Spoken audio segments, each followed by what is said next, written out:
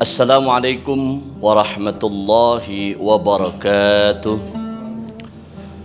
Alhamdulillah, alhamdulillahilladzi amarna bisiyami Ramadan. Wassalatu wassalamu ala sayyidina wa maulana Muhammadin sallallahu alaihi wasallam khairil insan wa ala alihi wa sahbihi wa man tabi'ahum bi ihsanin ila yaumil mizan, amma ba'du.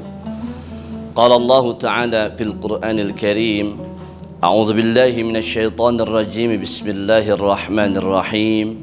Ya ayyuhalladzina amanu kutiba alaikumus siyamu kama kutiba alal ladzina min qablikum la'allakum tattaqun. وقال أيضا أعوذ بالله من الشيطان الرجيم بسم الله الرحمن الرحيم يا أيها الذين آمنوا اتقوا الله حق تقاته ولا تموتن إلا وأنتم مسلمون. Puja dan puji syukur kita panjatkan kehadirat Allah Subhanahu wa Ta'ala, yang mana Allah senantiasa limpah curahkan kasih sayangnya kepada kita, nikmat taufik hidayah serta inayah, yang sampai detik ini kita semua masih senantiasa merasakan apa yang diberikan oleh Allah kepada kita. Mudah-mudahan menjadikan kita semua hamba-hambanya yang taat dan patuh pada perintahnya. Amin ya rabbal alamin. Salawat dan salam kita limpah curahkan kepada junjungan alam Nabi kita, Nabi Muhammad sallallahu alaihi wasallam.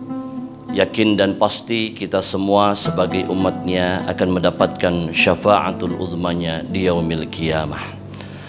Alhamdulillah, pemirsa Banten TV dimanapun Anda berada, kita semua sama-sama tahu kita akan memasuki bulan suci Ramadan, tamu yang sungguh sangatlah agung yang Allah berikan kepada kita, yang Allah kirimkan kepada kita sebagai sarana, sebagai wasilah kita untuk menggapai ketakwaan, derajat yang tinggi nilainya di mata Allah, kebaikan yang tinggi nilainya di mata Allah Subhanahu wa Ta'ala. Maka dari itu kita harus mempersiapkan poin-poin yang sungguh sangat luar biasa nilainya di mata Allah, yang tentunya akan menentukan bagaimana nasib kita nanti di akhirat kelak. Yang pertama hadirin, yang harus kita persiapkan untuk senantiasa dianggap oleh Allah sebagai hamba Allah yang istimewa adalah niat yang suci, niat yang ikhlas.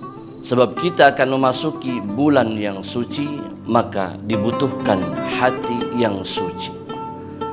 Innamal a'malu bin niyat, sesungguhnya segala sesuatu itu tergantung dengan niatnya. Maka persiapkan niat yang indah, persiapkan niat yang suci, yang ikhlas ketika beramal kepada Allah, ketika beribadah di jalan Allah Subhanahu wa Ta'ala. Lalu yang kedua yang harus kita persiapkan adalah ilmu yang sungguh sangat luar biasa, yang mana Allah Subhanahu wa Ta'ala berfirman, a'udzu billahi minasyaitonir rajim, bismillahirrahmanirrahim, yarfa'illahu alladhina amanu minkum walladhina utul ilma darajat. Allah akan mengangkat orang-orang yang beriman dan orang-orang yang menuntut ilmu, mengangkat derajatnya, mengangkat pahalanya, mengangkat keilmuannya. Artinya orang yang berilmu akan berada orang yang dekat-dekat dalam Allah Subhanahu wa Ta'ala.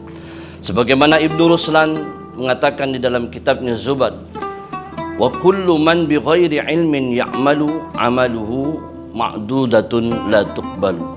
Setiap orang yang beramal tanpa ilmu, maka amalnya tidak akan diterima oleh Allah Subhanahu wa Ta'ala. Maka hadirlah ketika bulan Ramadan di majlis-majlis ilmu, dekati para ulama, minta nasihatnya.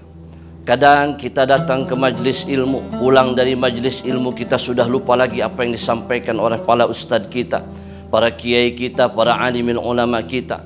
Maka ada 4 poin yang membuat kita lupa akan nasihat-nasihat yang diberikan oleh para kiai dan para ustadz yang diberikan kepada kita.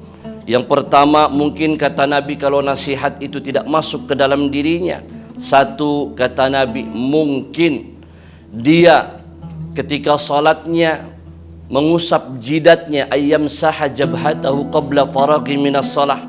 Ada kotoran ketika sujudnya lalu dia usap sebelum solat itu selesai, maka nasihat itu tidak akan masuk ke dalam dirinya.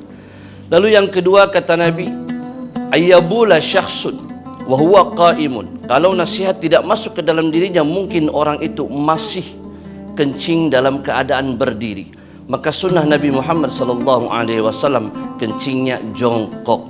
Kemudian yang ketiga kata Nabi, kalau nasihat itu tidak masuk ke dalam dirinya, ketika disebutkan namaku kepada dirinya, dia tidak menyebutkan salawat kepadaku. Artinya dia tidak bersalawat kepada Nabi Muhammad SAW. Lalu yang keempat, kalau nasihat itu tidak masuk ke dalam hatinya, dia tidak bisa mengimplementasikan ke dalam kehidupannya sehari-hari, mungkin dia mengamalkan apa-apa yang tidak dianjurkan oleh Nabi Muhammad SAW. Mungkin salah satunya yang keempat poinnya adalah ketika mendengar suara azan, dia tidak menjawab suara azan apa yang dikumandangkan oleh seorang muadzin ketika mengumandangkan azan. Hadirin pemirsa Banten TV yang dirahmati Allah Subhanahu wa taala. Lalu yang ketiga yang harus kita persiapkan untuk mencapai predikat takwa kepada Allah Subhanahu wa taala, yaitu adalah ibadah tentunya. Ibadah yang maksimal, bukan hanya yang wajibnya, tapi di bulan Ramadan ini kita lakukan sunnah-sunnah Nabi Muhammad SAW secara maksimal. Yang wajib sudah kita tahu, sama-sama lakukan. Tentunya yang sunnah-sunnah kita realisasikan selama di bulan Ramadan ini untuk menggapai predikat takwa kepada Allah Subhanahu wa taala. Mudah-mudahan amal ibadah kita diterima oleh Allah Subhanahu wa taala, senantiasa diberikan kita nikmat sehat wal afiat oleh Allah Subhanahu wa taala. Lalu kemudian mudah-mudahan juga kita, Allah tempatkan kita di tempat yang paling tertinggi derajatnya di mata Allah Subhanahu wa taala. Amin amin ya rabbal alamin. Wassalamualaikum warahmatullahi wabarakatuh.